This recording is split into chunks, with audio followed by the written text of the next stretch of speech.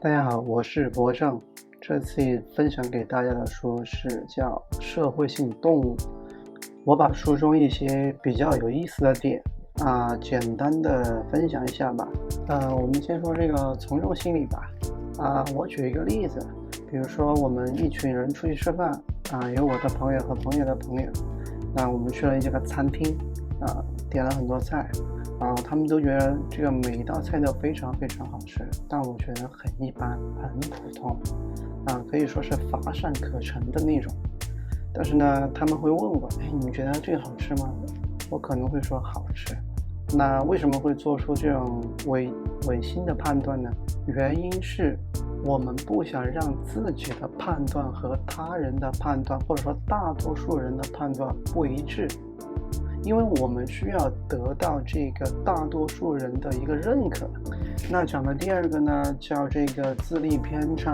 简单的说，就是一件事情好的结果都是因为自己，那坏的结果都是因为别人。那举一个简单的例子，比如说我们玩英雄联盟，那只要是我们赢了就是因为自己有团队意识会控节奏会带节奏，反正就是自己各种好。那只要输了，那就是队友送人头没有团队意识了要么就是网卡，反正输了都是别人的原因。那这就是自利偏差。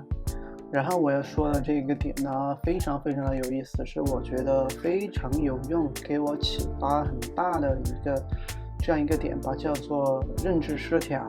那书里边呢，它是讲的是一个实验，安排了2拨人，这2拨人都派到这个工厂里边去打螺丝。那 A 这一拨人呢，是给每人100美元作为酬劳，那给 B 这一拨人呢，每人只有1美元做酬劳。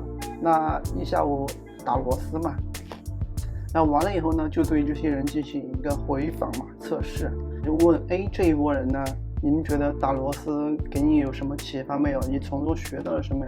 这波人呢，大部分人都说打螺丝挺没意思的，很枯燥，很无聊。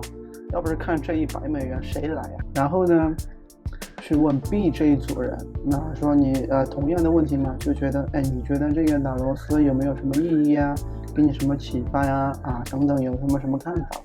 然后 B 这组人的想法回答说挺有意思的。我觉得打螺丝看似很枯燥，其实它是在锻炼一个人的耐性和心境让你能够沉下心来去想一些东西，不至于那么浮躁。那同样是做同样的事情，却给出了2种截然不同的这种答案和看法吧。那认知失调里边呢，有一个观点，就是当我们去做一件事情的时候，这件事情跟我们本身的认知是不一样的，我们就会产生失调嘛。因为打螺丝本来就很枯燥很无聊嘛，但是你非得要让我觉得它有趣给我什么启发什么的，那确实跟我的认知上面是不协调的，那就失调了。那我们为了去缓解或者说合理化我们这个不和谐失调的这种心理，我们就会从外部或者内部去找原因。那打螺丝这批人呢A 那一组呢是得到100块的，他就很快可以从外部找到原因。我为什么要打螺丝呢？是因为我有100美元的收入，对吧？我是因为钱才做这个事儿的他本来是很无聊的。那 B 这一波人呢，他没有得到100美元，他只有1美元。那就是很显然，这个你的劳动和付出，你的付出和得到是不成正比的嘛。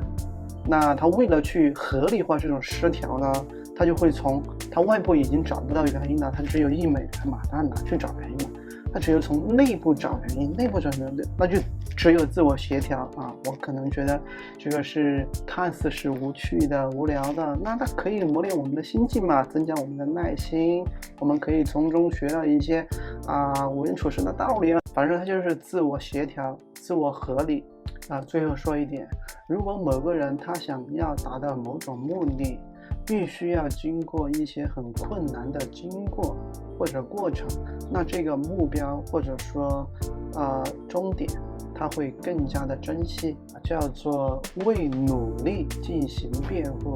那举个例子，比如说我们去通宵排队买火车票回家，和你就在手机 app 上面就可以轻松买票回家的这种体验是不一样的。因为你排了队了，你付出了，那你可能会更加珍惜这个来之不易的车票。那就是这个道理。说到这个排队买票啊，我想起了很多这种排队买东西的这种事件吧，有很多的这种营销的这种打法在里边。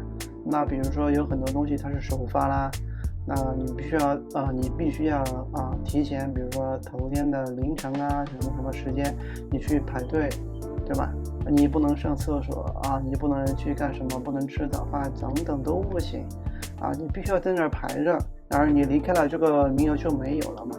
那比如说你马上要排到了，你确实是什么要去上厕所憋不住了什么的，你不想放弃。那这里面又涉及到另一个东西叫沉没成本嘛，就是说你已经付出了你的时间了，去等这个东西，去排这个东西，马上要到了，告诉你不用买了，也没有什么多大关系嘛，就一双鞋或者什么的。但是你想呢，我已经排了那么久了，我已经付出了，我不能够去否定我之前的付出，那这就是沉没成本吧。突然想到一个东西就是分享一下。